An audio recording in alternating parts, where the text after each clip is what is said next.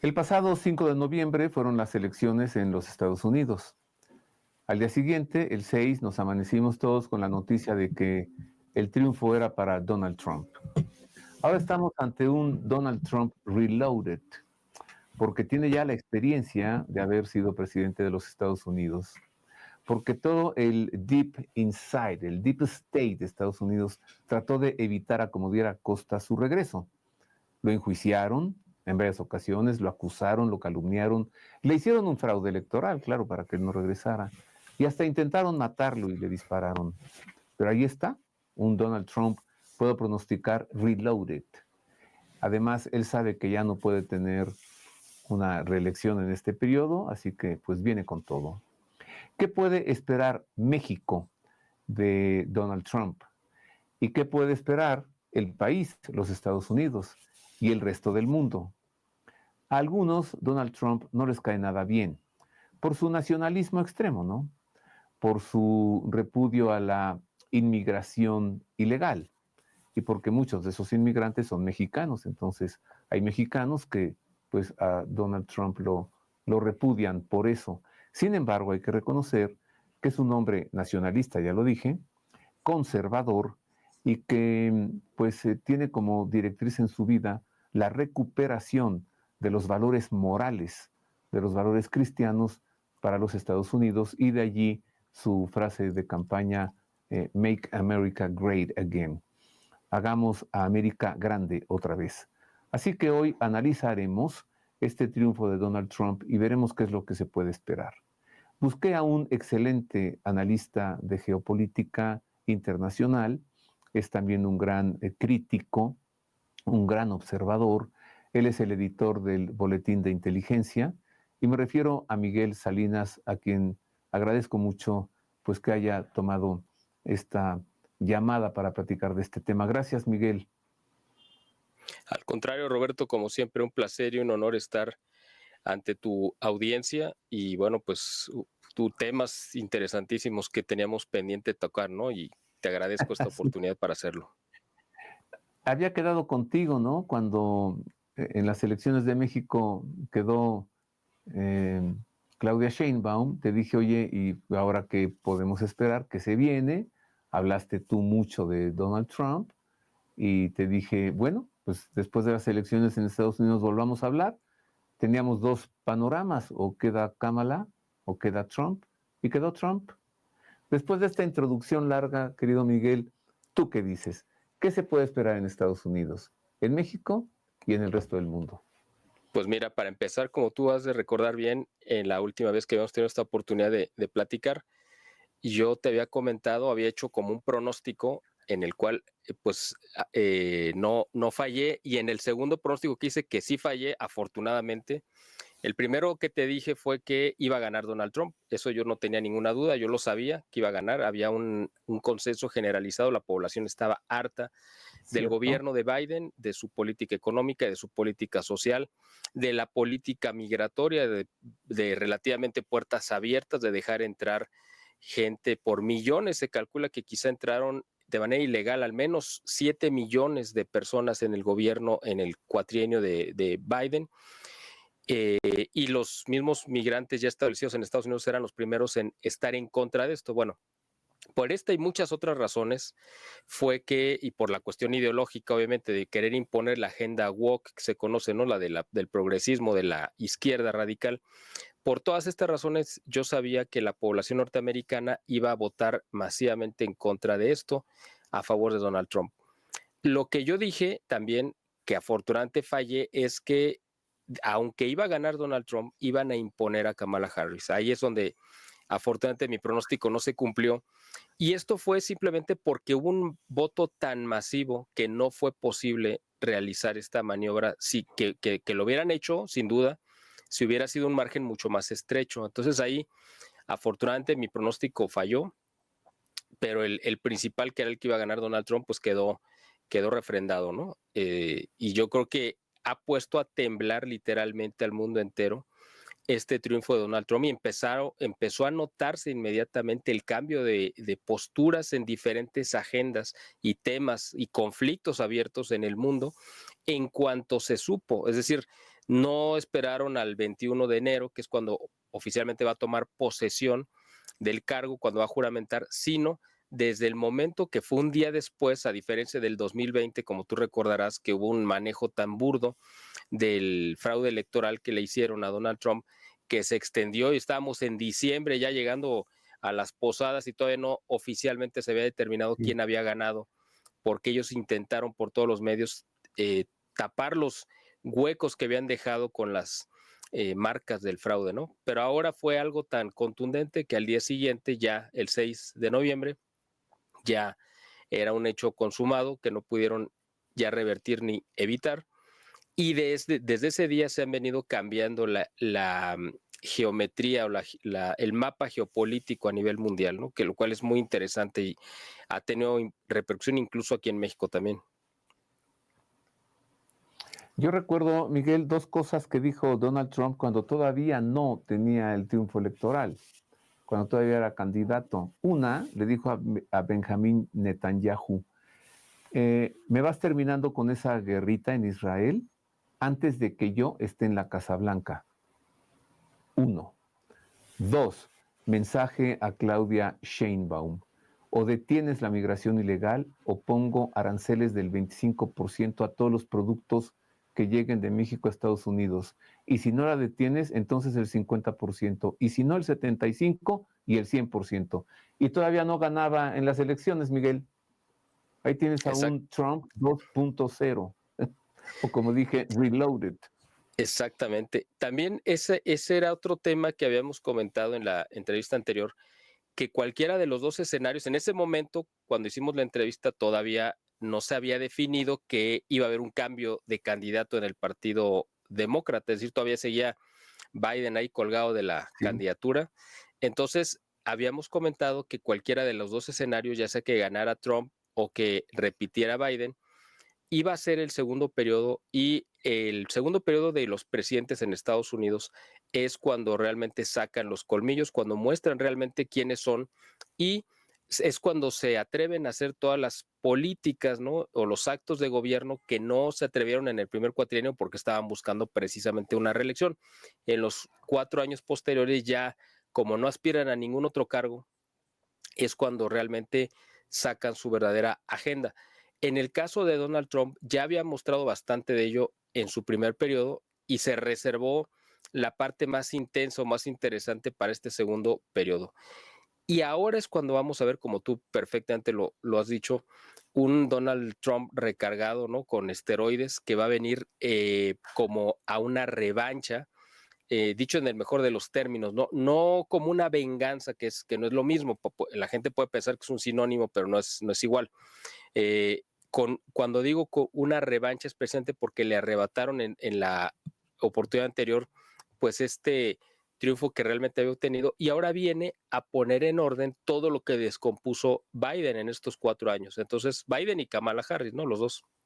Entonces, en el caso, por ejemplo, de todas las dictaduras de izquierda, ya sea de Hispanoamérica o de cualquier otra parte del mundo, están ahorita tronándose los dedos, como decimos en México, es decir, están muy nerviosos porque saben que viene, pero no solamente Donald Trump, sino todo el gabinete que lo va a acompañar, y de los nombres que ya se han ido filtrando, que lo van a respaldar en esta encomienda de limpiar literalmente al mundo de la izquierda y el progresismo, porque esa es como su cruzada personal.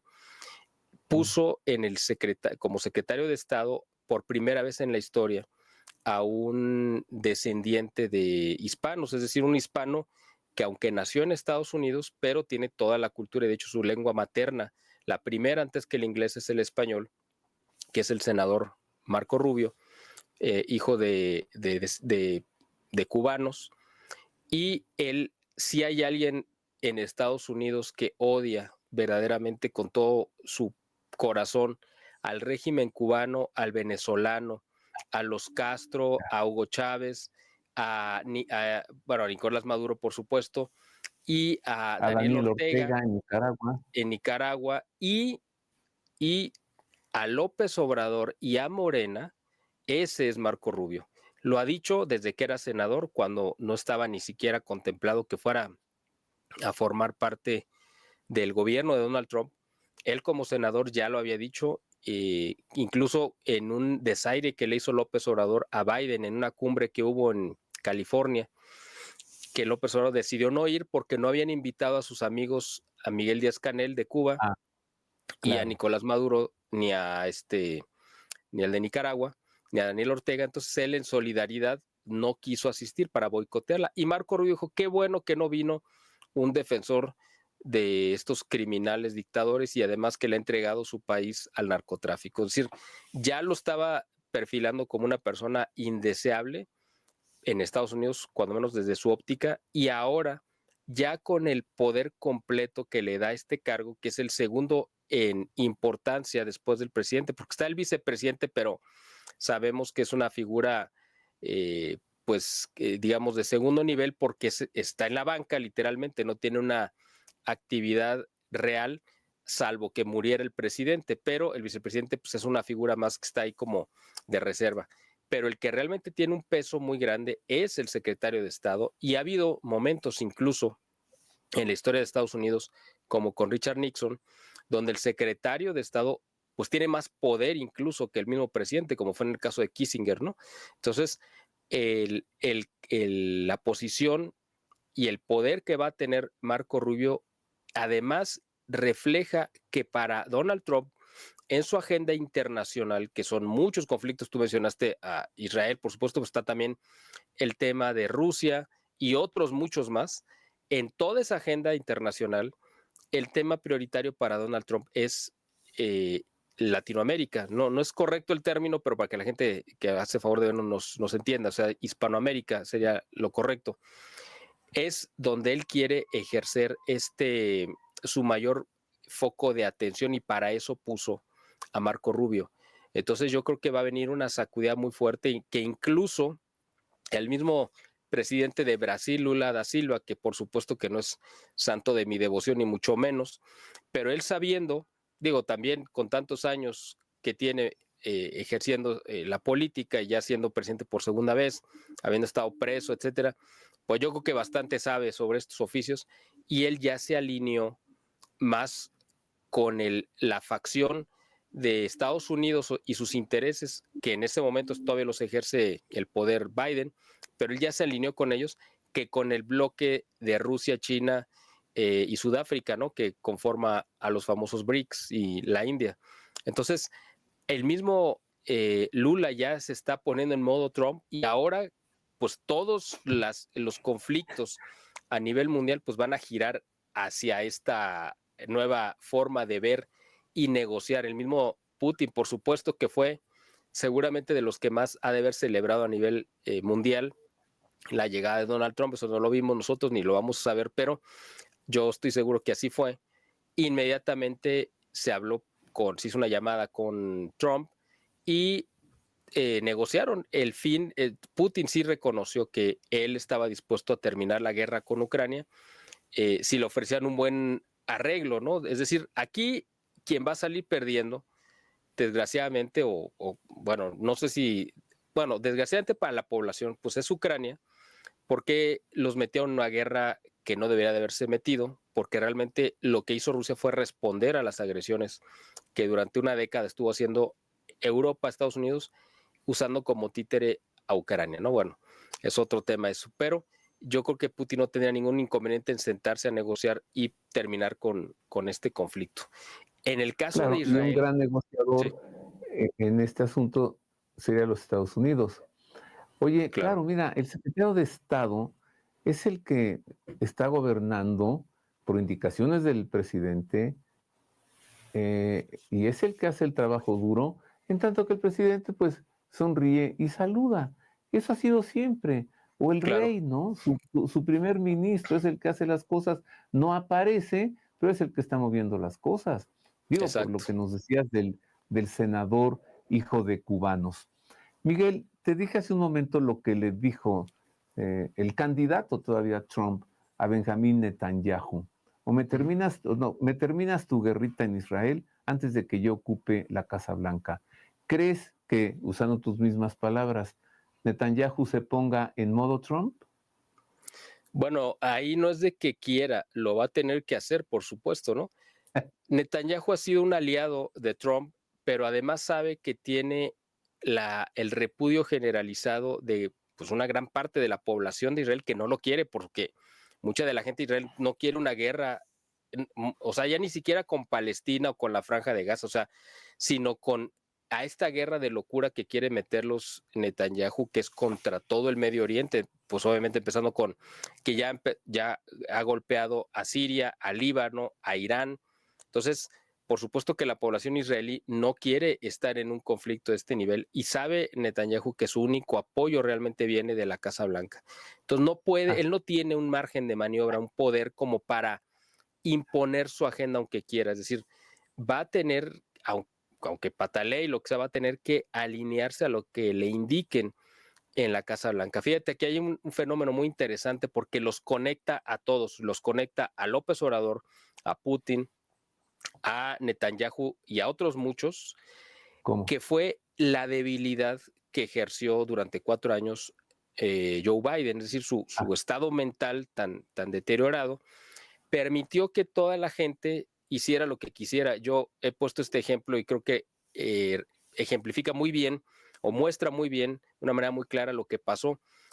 Haz de cuenta que estábamos en un salón de clases donde está un maestro pues muy estricto y de repente el maestro se sale y entonces todo el salón empieza a gritar, a aventar cosas, etcétera. ¿Por qué? Porque eso es lo que sucedió en estos 4 años con Joe Biden. Es decir, hubo un vacío de poder y un vacío de fuerza que venía de Estados Unidos, que la ejerció Trump, y en esos 4 años, pues fue como un recreo para el mundo, en los 4 años de Biden, y todo el mundo hizo lo que quiso, empezando por López Obrador. Ahora que regresa Biden es el maestro que regresa al salón y todo el mundo se tiene que disciplinar, por supuesto. Entonces, esto es lo Bueno, que está pasando, sí, con Netanyahu, ¿no?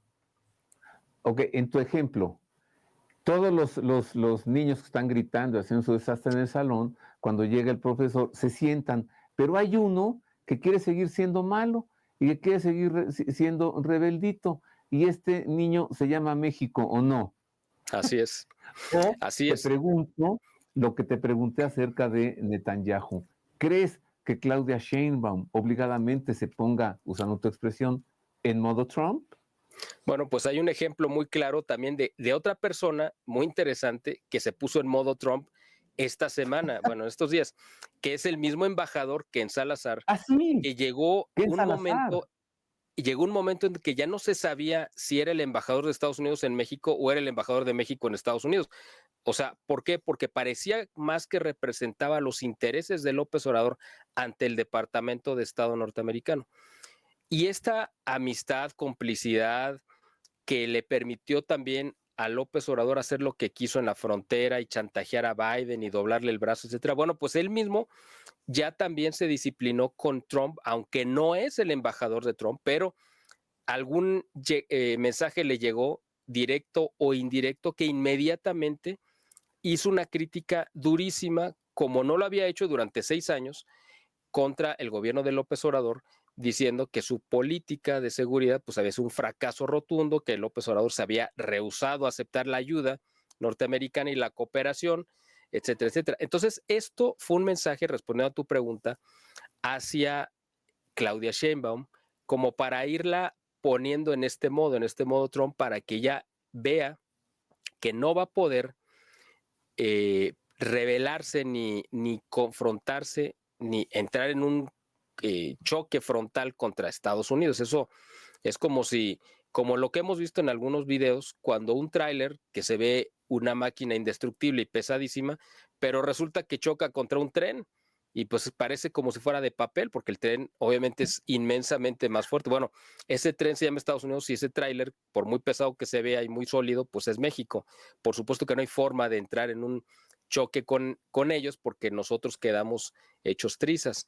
Yo creo que Marco Rubio sí va a venir con toda la fuerza y el respaldo de Trump para actuar directamente contra López Obrador y venir por él a capturarlo, a detenerlo, no solamente a él, sino yo creo que aparte de su grupo de poder que están involucrados hasta el cuello con el narcotráfico.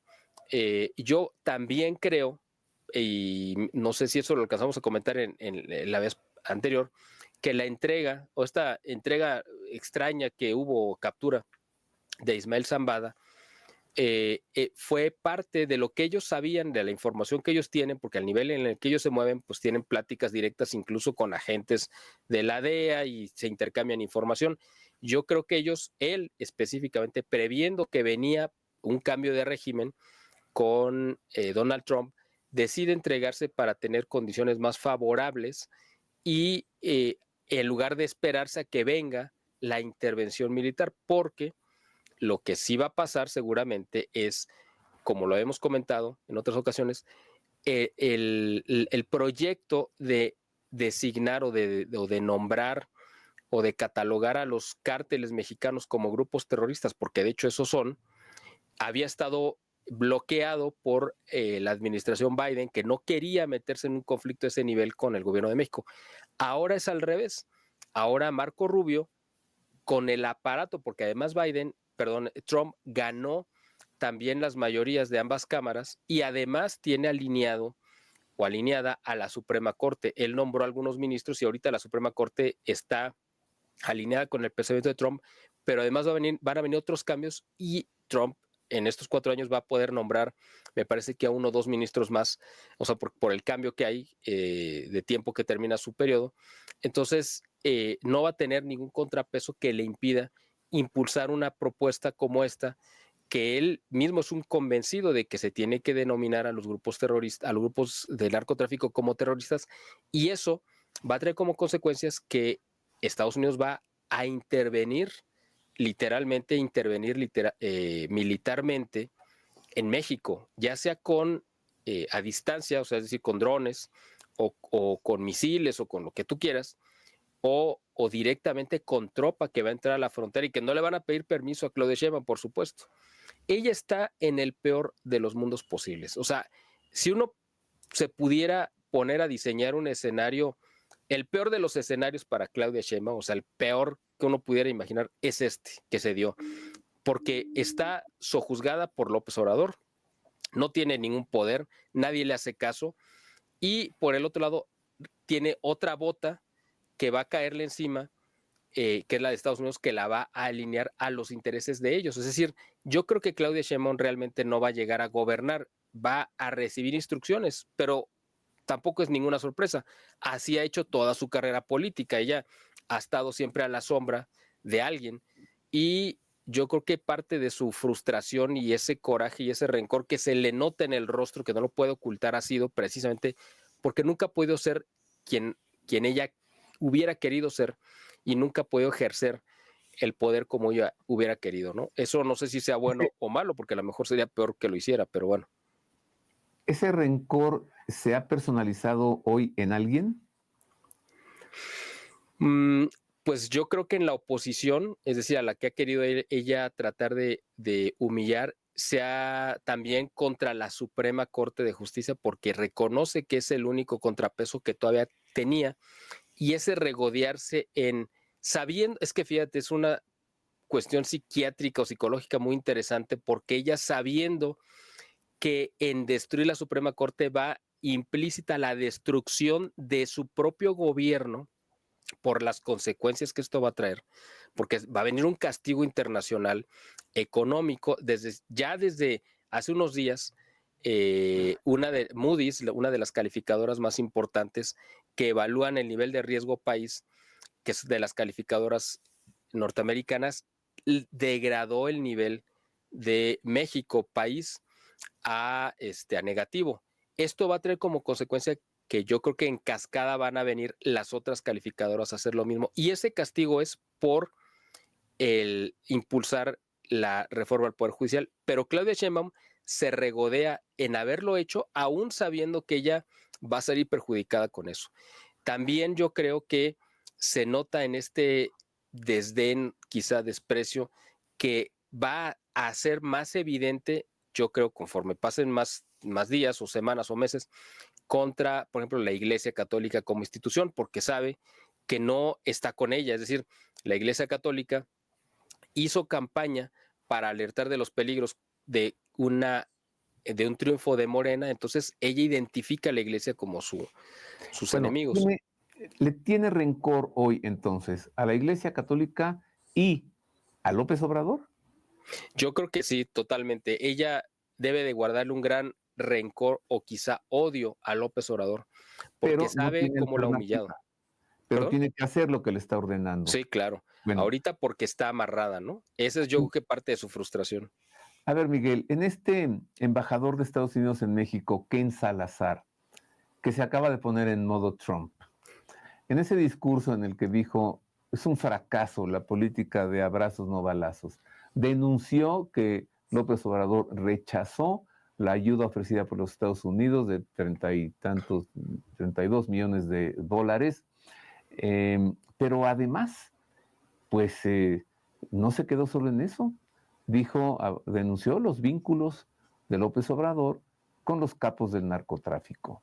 Entonces, eso me parece que es un prefacio, es un prólogo a lo que viene. O sea, Así es. Ken Salazar sabe que Estados Unidos viene por él. ¿Crees que llega tanto Donald Trump? Porque también yo recuerdo que Donald Trump siempre se ha expresado bien de López Obrador. ¿Cómo ves?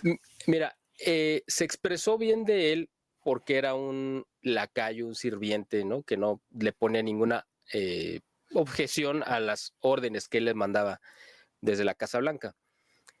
Él estaba en su mano blanda todavía, ¿no? Ahorita estamos en la mano dura de Trump, entonces, bueno, pues le servía. Ahorita ya no le sirve para nada y le sirve más como un trofeo de casa, es decir, como una cabeza que vas a colgar en la sala para presumirle a tus amigos, porque al electorado le ofreció que iba a acabar con este flagelo del narcotráfico que está azotando a Estados Unidos, que es un tema muy interesante, muy largo, que además, pues Estados Unidos es el principal, quizá, consumidor de droga a nivel mundial, es el principal mercado, y ellos además son los que nos pidieron en la Segunda Guerra Mundial que empezáramos con el negocio del narcotráfico. Digo, tampoco hay que taparle el ojo a esto, ¿no? Es decir, cuando fue la Segunda Guerra Mundial, las tropas norteamericanas necesitaban heroína y marihuana, etcétera, para mantenerse relativamente tranquilos en el frente de batalla ante una situación de extremo estrés y para usarse como analgésicos, etcétera. Y a quien le encargaron que pudiera estar sembrando este tipo de plantas fue a México, y ya después se cometió un negocio, porque cuando regresaron los soldados ya eran adictos, entonces se convirtió ya en un negocio. Bueno, eso es un tema aparte, pero Donald Trump le ofreció a sus votantes que iba a acabar con este problema que está generando de entrada 110,000 en promedio muertes por fentanilo, que es esta droga creada. Los precursores están hechos en China y se mandan a México, y en México se procesan y se meten a Estados Unidos, y está causando la muerte de 110,000 norteamericanos cada año en los últimos años. Estamos sumando que en el sexenio de López Obrador, él solito, con su complicidad y protección a los cárteles del narcotráfico, López Obrador es responsable directo e indirecto de la muerte de al menos 600 o 700,000 norteamericanos en estos últimos 6 años. Pero además hay que sumarle a los cientos de miles, que no sé si ya sean millones, de personas que han quedado totalmente discapacitadas, y las hemos visto en todo el mundo, las escenas de estas ciudades zombies o de comunidades de gente que vive en la calle, que ya no es consciente, ya perdió por completo su contacto con la realidad, y que pues viven y que han hecho también, que han generado un problema de salud pública, de inseguridad y una serie de cosas en muchas ciudades en Estados Unidos. Entonces, esos problemas, Donald Trump dijo, el culpable es México, pero México, pues es mucha gente.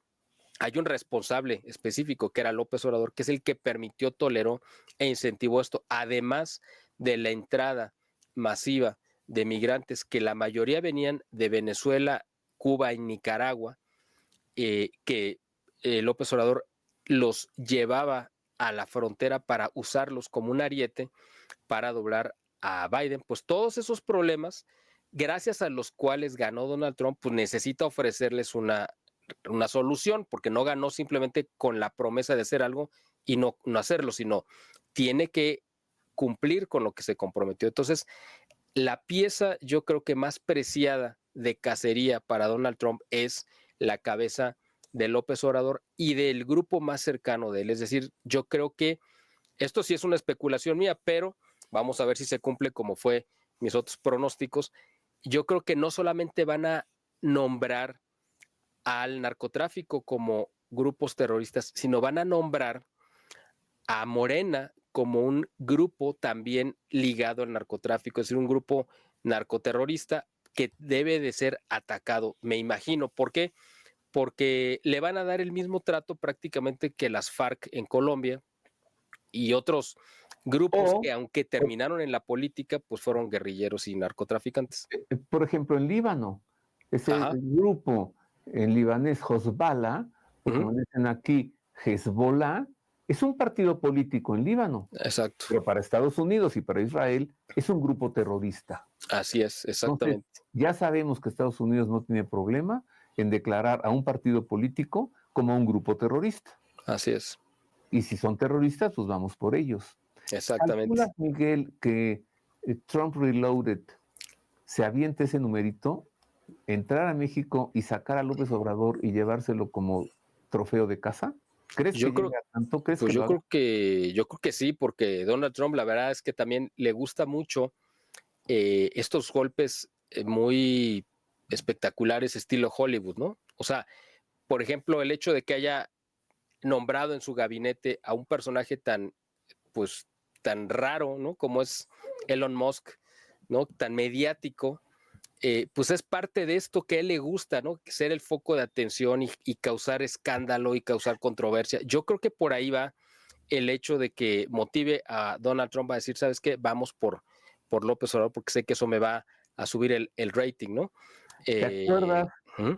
¿Te acuerdas cuando Nicolás Maduro se peleó con Elon Musk y que Ah, dijo, voy a prohibir Twitter en Venezuela? Y el otro se botaba de la risa, ¿no? claro. Se burlaba de él y todavía no era el nuevo amiguito de Trump. Hay una Bueno, razón de fondo, ¿sabes? Elon Musk de pronto como que se volvió bueno.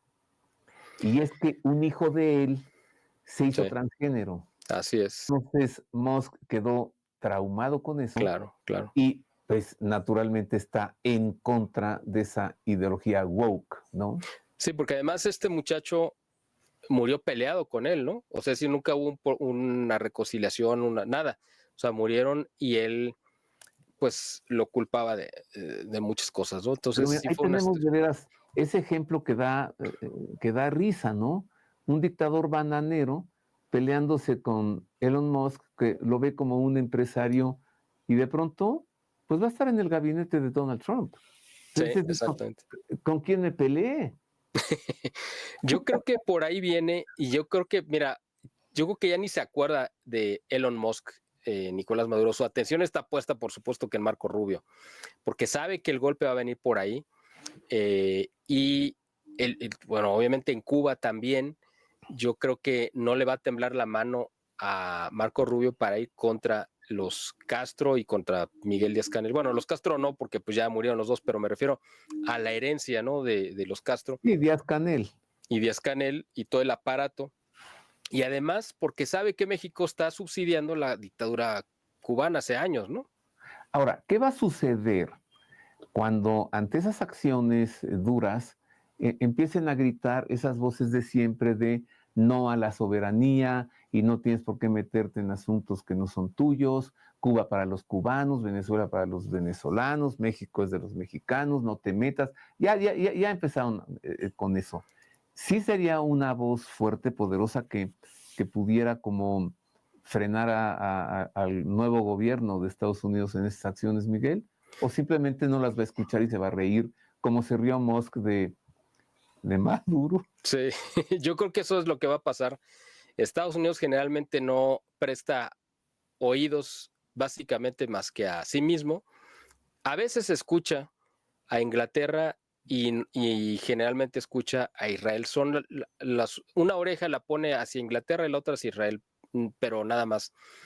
Fuera de esas dos voces no escucha a nadie más. Entonces, yo creo que acá pues va a haber, por supuesto, que le va a dar material a toda la izquierda, ¿no? Que va a salir a rasgarse las vestiduras y a pegar de gritos, manifestaciones, marchas, eso ya desde ahorita ya lo estoy viendo en la Ciudad de México y en otros lugares, ¿no? Bueno, en Cuba no se diga. Bueno, en Cuba quién sabe, porque la gente en Cuba, si sale a marchar es para pedir la intervención de Estados Unidos. Y yo creo que en Venezuela también, a los que van a movilizar, pues van a ser a los cuadros que tiene, pero pues ya vimos que no tiene la mayoría porque perdió la elección. Entonces yo creo que ahora lo que va a venir es un cambio de régimen donde me imagino que les van a ofrecer, si quieren irse de manera tranquila o violenta. O sea, no les van a no van a negociar si se van o no, sino cómo se van. Si Ajá. se van por las buenas o se van por las malas. Y mira, Eso es lo que yo creo que va a pasar. hay una acción muy sencilla para ganarte a todo el pueblo cubano en un minuto. Se levanta el bloqueo económico de Estados Unidos. En una semana todos los cubanos son tuyos. Claro. Y te esperan con los brazos abiertos. Así. No Sí, necesitas meter un soldado allí. así es. Y No, levantado el además, bloqueo, pues sí, el Díaz-Canel sale corriendo, pero corriendo, porque sabe que entonces el pueblo, pues ya no lo verá como un logro suyo, sino como claro. una dádiva de este nuevo gobierno de Mr. Trump Reloaded, ¿no? Y Trump Ahora, allá, exacto. Ahora, yo creo que el haciendo su verdadero, bailecito, ¿no? exactamente. Yo creo que acá, pues Trump pues se va a divertir y lo va a usar como un día de campo, ¿no? El poder deshacerse del régimen cubano y del venezolano y del Así. nicaragüense. Yo espero y lo aplaudo y esperemos que de paso empiece con el mexicano, por supuesto, ¿no? No va a pasar de eso ser un día de campo. Donde yo creo que sí va a venir un conflicto mucho más fuerte es con China. Ahí sí va a haber un conflicto porque ya desde con Biden, lo empezó Trump cuando quiso traer de regreso muchas de las empresas y plantas de ensamble y de producción de China, o sea, de las empresas norteamericanas que estaban en China, traerlas de regreso a Estados Unidos. Fue un proceso muy complicado y muy pocas empresas le tomaron la palabra porque era costosísimo. No el tema de trasladar físicamente las instalaciones, sino la diferencia de costos que era pagarle un obrero en China a pagarle un obrero en Estados Unidos. Entonces, eso pues no prosperó. Después vino esta idea, ya con Biden, de decir, sí tenemos que sacar de China las inversiones norteamericanas, pero no las podemos traer para acá porque ya vimos que no funciona. ¿A dónde los podemos llevar que sea incluso hasta más barato que China? Pues en México. Y tenemos la cercanía y vino esta cuestión que tú recuerdas muy bien de la pandemia, donde se cortaron las vías de suministro de muchos componentes, especialmente los chips y todo esto, que puso realmente una encrucijada muchas industrias y empresas norteamericanas. Entonces, para evitar eso, dijeron, necesitamos tener nuestras plantas de ensamble y producción en México para que puedan cruzar sin mayor problema y de un día para otro tengamos los productos de este lado de la frontera. Y ahí es donde empieza este proceso que se conoce como la relocalización o nearshoring, que es un proyecto que también Donald Trump lo ve con buenos ojos porque quiere debilitar obviamente a China. El problema y lo que ha frenado el nearshoring, porque esto debería de haberse echado a andar ya desde hace 3 años, o sea, o más, quizá 3 o 4 años, es decir, desde el 2021. Y lo que lo frenó fue la locura de López Obrador y una persona insana que no les ofrecía ninguna garantía. Ahora, ya sin una Suprema Corte y sin un poder judicial que pueda darle garantía a cualquier inversión que venga a Mm, nuestro país, pues es mucho más difícil. Yo pongo un ejemplo y la gente lo entiende muy bien. Haz de cuenta que tú vas a comprar o vender una propiedad. Vamos a decir que la vas a comprar, la que sea. Y el comprador te dice, sí, me la vas a pagar, pero no vamos a ir con el notario. Vamos a hacer un arreglo aquí entre tú y yo y de palabra, pues es tuya. Pues yo no creo que nadie se arriesgaría a comprar una propiedad en esas condiciones, porque en cualquier momento, pues el antiguo dueño, entre comillas, pues te va a llegar con la policía y decir, oye, tú estás invadiendo mi casa porque aquí están las escrituras y en las escrituras dice que me pertenece. Y como no había un notario que hubiera dado legalidad a ese acto de compra-venta, pues tú no te puedes defender. Eso es exactamente lo que pasa en México. México se quedó sin notario público, que era el Poder Judicial, y ninguna inversión va a llegar a nuestro país sabiendo que no hay nadie que te pueda defender ante un abuso o alguna intransigencia del gobierno. Por eso yo creo que la intervención de Donald Trump no es limitada solamente a combatir a los narcotraficantes, lo cual es muy bueno y sería muy deseable, ni tampoco es solamente para meter a la cárcel a López Obrador, que también sería un acto de justicia, o neutralizar a Morena, que sería lo más deseable, sino también porque necesita echar abajo, de alguna manera, neutralizar o congelar esta reforma al Poder Judicial, porque no pueden permitir que desaparezca uno de los tres poderes, que sería la única garantía que tienen las inversiones para llegar a nuestro país en el momento que les surge traérselas. Es decir, todo se confabuló en contra de Morena y del gobierno, ¿no? El intento de dictadura de López Obrador, porque sucedió en el peor momento posible, con un regreso de Donald Trump en un segundo periodo mucho más fortalecido, con un núcleo de gente muy dura que incluso van a sentarse a negociar o a renegociar el Telecán en condiciones que ellos van a imponer si es que México de aquí a entonces no ha aceptado las condiciones y directrices que le marquen desde la Casa Blanca. Además, una cosa más, ¿no? Un elemento más de presión, el Telecán. Bueno, pues estás diciendo la ecuación, Miguel. Entrar a México, llevarse a López Obrador acusado de terrorista, enjuiciarlo en los Estados Unidos, quitarle la bota del cuello a Sheinbaum y decirle, ahora sí, puedes gobernar tranquilamente, pero necesitamos que regresen las condiciones de una Suprema Corte de Justicia autónoma.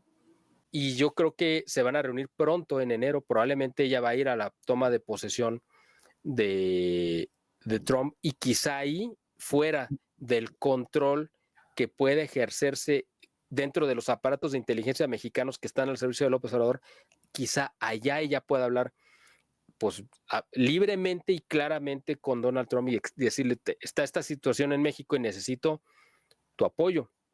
Y Donald Trump yo creo que la va a apoyar, pero no va a ser gratis, por supuesto. ¿Sabes qué? Todavía pudiera tener un escenario peor.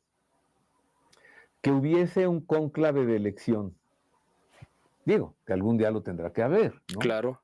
Muere el Papa, se convoca a cónclave y resulta electo un Papa de nacionalidad norteamericana. O que el mundo lo necesita, ¿eh? Ese pudiera ser un tema de otro día, Miguel.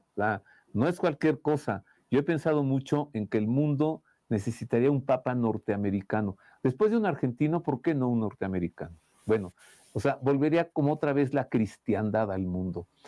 O bien un nuncio norteamericano en México. Mira, hay un libro de Malachi Martin que tú conoces, Sí, bueno, muy bien, que es, Martin, sí.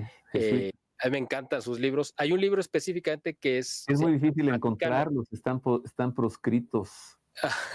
Bueno, pues ese libro de Vaticano, que se llama, habla precisamente, hace ese pronóstico de que en algún momento va a llegar a haber un papa norteamericano y específicamente de la diócesis de Chicago. Bueno, pues él lo pone de Chicago como puede haber puesto de cualquier otro lugar. Pero él sí hace ese pronóstico o esa profecía de que va a llegar un papa. Ahora, este tema es importante y déjame, no quiero abusar de tu tiempo, pero sí quiero tocar este tema rápido. No, espérame, tú no abusas, pero imagínate esa mancuerna. Sí, no, es que fíjate, Donald precisamente. Trump y un papa norteamericano. Exactamente. Donald Trump, que tiene esta manera de pensar de los valores tradicionales cristianos y la moral cristiana que van a hacer que América sea grande otra vez, Make America Great Again. Imagínate teniendo un papa norteamericano. Bueno, la mancuerna sería ya. Yo te pongo a un candidato que sería volveríamos a los tiempos de Constantino. Exacto. El cardenal Burke, que todavía está en edad de poder entrar a un cónclave. Fíjate que fue precisamente Barack Obama, cuando era presidente, el que operó junto con esta famosa mafia de San Galo para sacar pues del papado a Benedicto XVI. Es decir, no es descabellado pensar que ya como lo hizo en una ocasión el poderío del gobierno norteamericano para influir directamente en la iglesia, porque además, pues el que llegó con la bendición de este grupo, que lo sacaron, y con la bendición de Obama, por supuesto, pues fue el actual pontífice Jorge Mario Bergoglio. Yo creo que esto pudiera volver a pasar. O sea, eso que tú dices, yo no lo veo descabellado ni descartado porque ya sucedió una vez. Y ahora podría venir también una revancha. Así como es la revancha de Donald Trump, ahora puede venir la revancha de los conservadores. Y si queda un solo candidato en un cónclave que fuera conservador, porque el otro 90 y tantos % lo ha nombrado Bergoglio y están alineados con él, pues ese único pudiera llegar a ser el próximo papa, porque ahí tendríamos que pensar que también, así como la providencia, para mí, o sea, esto es un tema importante. La providencia nos volvió a demostrar que aún contra todos los pronósticos humanos y aunque todas las estructuras de poder que conspiraron contra Donald Trump para meterlo a la cárcel, para desprestigiarlo, para asesinarlo, es decir, todo el aparato mundial que se movilizó, que es el más poderoso, para impedir que llegara Donald Trump, a pesar de todo eso, la providencia volvió a mostrar que es quien tiene la última palabra y nos lo demostró con Donald Trump. Y esto puede pasar también con el papado, con mucho más razón. La providencia nos puede demostrar que aún contra toda la lógica humana pudiera el Espíritu Santo sacar de esa aguja de en medio del pajar y ponerlo como pontífice. ¿Qué no es el Espíritu Santo el que está en el cónclave? No, digo, lo hemos dicho 1000 veces. Ha ocurrido durante 2000 años. Es el Espíritu Santo el que sopla en el cónclave y quien elige al candidato. Mira, para el público que nos está viendo, si acaso piensan, ay, qué ilusos son ustedes con su iglesia y todo eso, le voy a decir una cosa. Hay 4 instituciones de poder en México y son la familia, la escuela, el Estado y la iglesia. Uh-huh. Eso es en México. Ahora, sálgase de México, váyase a cualquier país del mundo. Indonesia, China, Pakistán, la India, son las 4 mismas instituciones. Claro. O sea, las instituciones de poder en toda la humanidad, en cualquier país, la familia, la escuela, la religión y el gobierno. Uh-huh. O sea, un gobernante no puede gobernar solo. Claro. ¿Sabe de las otras 3? El ejército, ¿verdad? El ejército. ¿Sabe de las otras 3? Y cuando un gobernante ha querido gobernar desdeñando al ejército, a la familia, a la religión y a la escuela, tarde que temprano cae. Claro. Es derrocado. Así Entonces, es. no piense usted, querido público, que Miguel Salinas y un servidor tenemos ilusiones y sueños guajiros hacia la iglesia. Exactamente. El poder en México, como en cualquier otro país, lo tiene el ejército, la familia, la escuela y la iglesia. Así es. ¿Y sabe Exactamente. qué? La iglesia lo sabe. Claro, claro. No, y el Y Estado lo sabe, por eso siempre. Tiene un colmillo la iglesia de 2000 Claro, años, que claro. si algo saben hacer es diplomacia. Y la diplomacia vaticana es la más refinada del mundo. Y mira Claro. cómo supieron navegar mediante aguas turbulentas con López Obrador, y López Obrador no lo hemos vuelto a ver, y ahí están los obispos eligiendo a Ramón Castro como su nuevo presidente. ¿Qué tal? Eso también es un acto providencial. Eso te digo que la providencia es la que tiene la última palabra. A veces se nos olvida, ¿no? Estamos metidos tanto en los temas de los avatares humanos que perdemos de vista lo más importante, ¿no? Que realmente es qué es lo que Dios quiere y qué es lo que Dios va a hacer. Y eso es lo que va a suceder, ¿no? Independientemente de lo que nosotros queramos hacer o no, la providencia nos demuestra. Y qué bueno, porque fíjate que para mucha gente que no cree, yo espero que esto que está pasando con Trump y este terremoto mundial que va a venir, porque, por ejemplo, nada más de nombrar a Donald Trump como candidato ganador, todavía ni es presidente electo, ya el gobierno de Alemania se derrumbó. O sea, simplemente ¿por qué? Pues porque eran todos aliados a la izquierda y todos operaron contra los partidos de derecha que habían ganado la elección hace unos meses y ahora ya se está derrumbando. El gobierno de España estoy seguro que va a caer, o sea, el de Pedro Sánchez, te apuesto que va a ser de los primeros que va a caer. Yo no sé si Macron también, probablemente el de Canadá, de Trudeau también se va, o sea, vamos a ver una cascada de caídas de gobiernos alineados con la izquierda y va a haber un reacomodo de la geopolítica mundial. Y algo muy importante que no quiero dejar pasar es que Donald Trump es la cabeza de un movimiento y un cambio de conciencia dentro de la política y la sociedad norteamericana. Lo pudieran matar a él, y es la figura carismática y no, es una posibilidad que no se puede descartar. Pero esta maquinaria va a seguir actuando porque él echó a andar un proceso de cambio de conciencia y para eso puso a un Robert Kennedy en la Secretaría de Salud, que es un hombre que está en contra de las, bueno, ya sabes de qué, no lo quiero decir porque si no te pueden tirar el video cuando lo subas a las plataformas, pero ya sabes a qué me refiero, y que es un escéptico, ¿no? De todo el aparato de los laboratorios del Big Pharma y está poniendo a la gente que está en contra de esta nueva religión llamada cambio climático. En fin, él ha puesto en una órbita de conciencia a la sociedad norteamericana y a otras partes del mundo que aunque lo mataran a él, esto va a seguir y no se va a detener con él. Y él por eso está preparando y por eso nombró a todo su gabinete. Ninguno es de su generación, todos son de una generación menor porque con eso garantiza precisamente que esto va a continuar.